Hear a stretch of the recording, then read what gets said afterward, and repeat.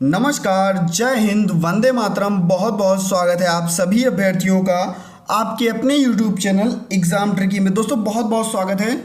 और इस वीडियो में हम बात करेंगे सीटेट को लेकर के, यानी कि सीटेट पर एक विशेष चर्चा होगी।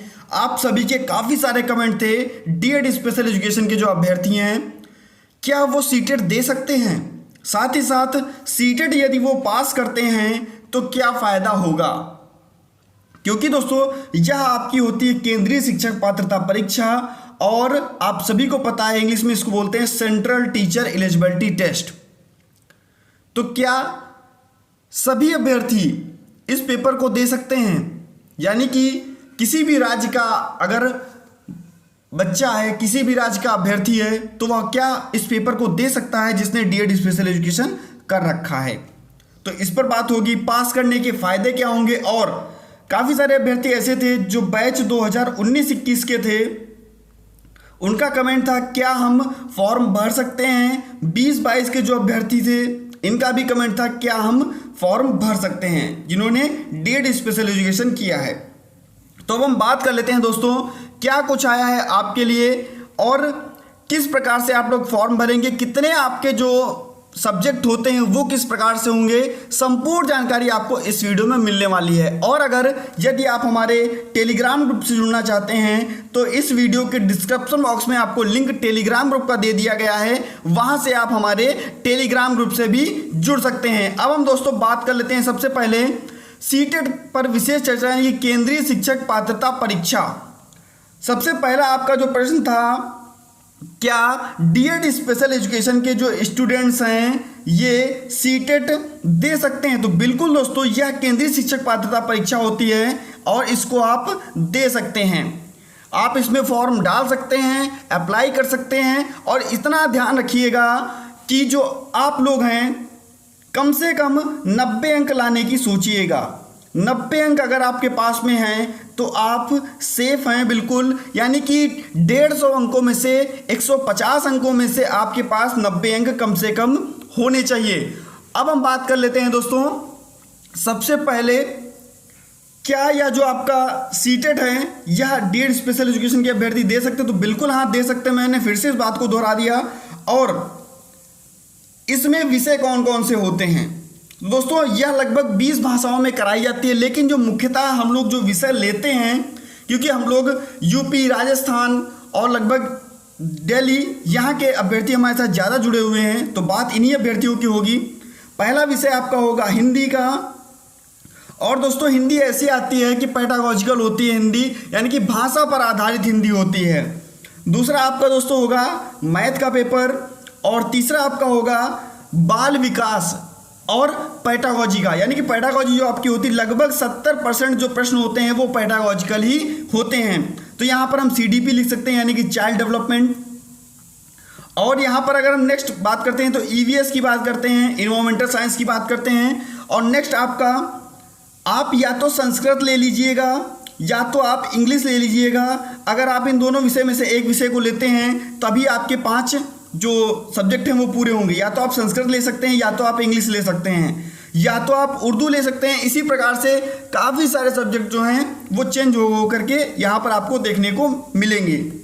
हिंदी में भी 2 प्रकार की हिंदी होती है, लेकिन जो हम लोग हिंदी लेते हैं तो हिंदी फर्स्ट लेते हैं और संस्कृत सेकेंड लेते हैं। अब हम बात कर लेते हैं दोस्तों 1 to 5, ये होता है दोस्तों प्राइमरी लेवल का, और ये होता है फर्स्ट लेवल का। और 6 to 8 ये होता है दोस्तों आपका 6 to 8 के अभ्यर्थी जो होते हैं वो सेकेंडरी लेवल के होते हैं। जो डीएड स्पेशल एजुकेशन के अभ्यर्थी 1 to 5 के लिए एलिजिबल हैं और हर जगह पर एलिजिबल हैं। 6 to 8 का के लिए भी मतलब फॉर्म डाल सकते हैं, पेपर देने को मिलेगा उनको। लेकिन यहाँ पर अभी एलिजिबिलिटी जो है वो खतरे में है कि डीएड स्पेशल एजुकेशन के जो अभ्यर्थी हैं वो 6 to 8 के लिए एलिजिबल हैं या नहीं, लेकिन फॉर्म डाल करके आप पेपर दे सकते हैं। साथ ही साथ अब हम बात कर लेते हैं दोस्तों, क्या बैच 2019 यानी कि जो अभ्यर्थी डीएड स्पेशल एजुकेशन कर रहे थे, क्या बैच 2019-21 के जो अभ्यर्थी हैं ये फॉर्म डाल सकते हैं। तो बिल्कुल दोस्तों ये फॉर्म डाल सकते हैं, ये फॉर्म डाल सकते हैं और ये फॉर्म डाल सकते हैं। और ध्यान रखिएगा ये एलिजिबल भी होंगे। साथ ही साथ अब हम बात करते हैं बैच 2020-21 के अभ्यर्थियों की। तो इनका अभी जो है फर्स्ट ईयर का पेपर जो है वह नहीं हुआ है, और फर्स्ट ईयर 1 साल पूरा हो जाने के बाद में ही आप लोग एलिजिबल होते हैं सीटेट के लिए। लेकिन अगर आप फॉर्म डालना चाहते हैं तो आप लोग फॉर्म डाल सकते हैं, पेपर आपको देने को मिलेगा, इतना ध्यान रखिएगा। अब हम बात कर लेते हैं दोस्तों, क्या राजस्थान का बंदा, क्या यूपी का बच्चा सीटेट जो है वो दे सकता है? तो बिल्कुल दोस्तों, आप कहीं के भी हैं, ऑल ओवर इंडिया में आप किसी भी राज्य से हैं तो आप सीटेट दे सकते हैं, क्योंकि यह केंद्र की शिक्षक पात्रता परीक्षा होती है।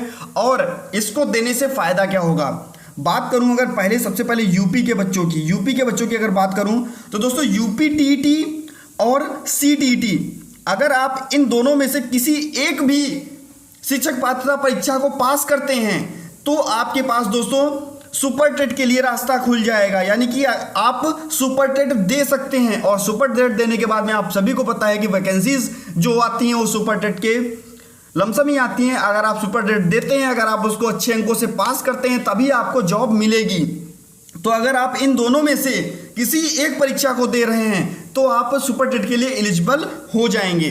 अब हम बात कर लेते हैं दोस्तों राजस्थान की, क्योंकि राजस्थान में दोस्तों काफ़ी सारे अभ्यर्थी ऐसे हैं जहां पर रीट का पेपर कराया जाता है, और उस रीट के पेपर से ही क्या किया जाता है दोस्तों, अभ्यर्थियों का सिलेक्शन किया जाता है, मास्टर अभ्यर्थियों को टीचर बनाया जाता है। अगर ये अभ्यर्थी सीटेट की परीक्षा देते हैं तो दोस्तों ये एलिजिबल हो जाएंगे दिल्ली के लिए या और किसी भी राज्य के लिए जहां पर केंद्र से जो सीटें निकलती हैं, केंद्र से जो टीचर बनते हैं उनके लिए। मान लीजिए कि मैं अगर दिल्ली की बात कर लेता हूं, दिल्ली की, तो यहाँ पर दोस्तों आता है DSSB की वैकेंसीज, और स्पेशल एजुकेशन की लगभग में 1132 पोस्टें अभी आई हुई थी जहाँ पर अभ्यर्थियों ने फॉर्म भरा है। मगर बस इतना ध्यान रखिएगा, दिल्ली में जब आप जॉब करेंगे या सीटेट अगर आपको पास करना है तो कम से कम आपके पास 90 अंक होने चाहिए, यानी कि 90 अंक अगर आपके पास हैं 150 में से, तभी आप वहाँ पर एलिजिबल माने जाएंगे। लेकिन ध्यान रखिएगा, किसी भी प्रकार का अभ्यर्थी हो, चाहे वह ओबीसी हो, एससी हो, एसटी हो, किसी भी प्रकार का अभ्यर्थी हो, अगर उसके पास में 90 अंक हैं, क्योंकि जब आप दूसरे राज्य में पेपर देने जाते हैं, दूसरे राज्य में जाते हैं तो आपके पास जाति जो निवास होता है वो आपके राज्य का होता है, ना कि उस राज्य का, और उस राज्य में आप जनरल में ही काउंट किए जाएंगे, यानी कि आपके पास 90 अंक होना अनिवार्य है। तो लगभग में आप लोग समझ गए होंगे कि क्या फायदा होता है सीटेट का, और अगर आप देना चाहते हैं तो दे सकते हैं, क्योंकि यह एक ऐसा पेपर है जिसमें आपको पेडागोजी के क्वेश्चन देखने को मिलेंगे। वही लगभग पेडागोजी आती है जो आपके रीट के पेपर में आती है, और लगभग अब अगर आप यूपी टेट दे रहे हैं या आप अपने राज्य का किसी भी प्रकार का टेट दे रहे हैं, शिक्षक पात्रता परीक्षा दे रहे हैं, तो आपके लिए काफ़ी हेल्पफुल होगा। तो अगर आप लोग दोस्तों सीटेट देना चाहते हैं तो आप सभी को पता है 20 सितंबर से लेकर के 19 अक्टूबर तक जो है आपके फॉर्म भरे जाएंगे। आप लोग सीटेट का फॉर्म भर दीजिएगा।